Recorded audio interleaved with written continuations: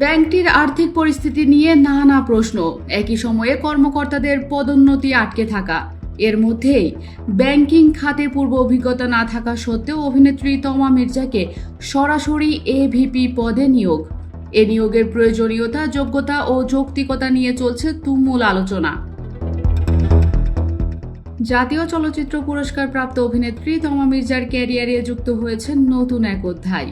অভিনয়ের পাশাপাশি এবার কর্পোরেট জগতেও যাত্রা শুরু করেছেন তিনি।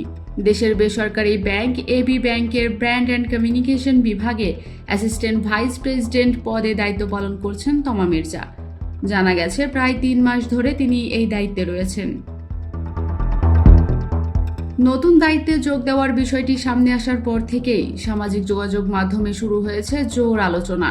বিশেষ করে ব্যাংকিং খাতে পূর্ব অভিজ্ঞতা না থাকা অবস্থায় সরাসরি এভিপি পদে নিয়োগ দেওয়ার বিষয়টি নিয়ে প্রশ্ন তুলেছেন অনেকে।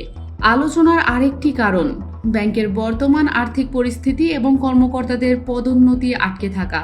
এমন প্রেক্ষাপটে একজন অভিনয়শিল্পীকে সরাসরি গুরুত্বপূর্ণ একটি ব্যবস্থাপনা পদে নিয়োগের ক্ষেত্রে কী ধরনের পেশাগত দক্ষতা বা বিশেষ প্রয়োজন বিবেচনায় নেওয়া হয়েছে, সেটি এখন আলোচনার কেন্দ্রে। সংশ্লিষ্টদের কেউ কেউ মনে করছেন, এ ধরনের নিয়োগের ক্ষেত্রে যোগ্যতা ও নিয়োগ প্রক্রিয়ার স্বচ্ছতা সম্পর্কে পরিষ্কার ধারণা থাকা প্রয়োজন। তবে তমা মির্জার নিয়োগের বিষয়ে এবি ব্যাংকের পক্ষ থেকে এখনও বিস্তারিত কোনো আনুষ্ঠানিক ব্যাখ্যা প্রকাশ্যে আসেনি।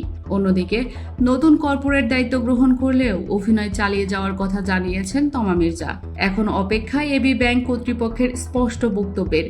কোন বিবেচনায় এবং কী প্রয়োজনের ভিত্তিতে তমা মির্জাকে এভিপি পদে নিয়োগ দেওয়া হয়েছে, সেই বিষয়ে তাদের ব্যাখ্যায় দিতে পারে চলমান আলোচনার উত্তর। মিসকাতুল মোমো সুইটি, দৃষ্টিপাত।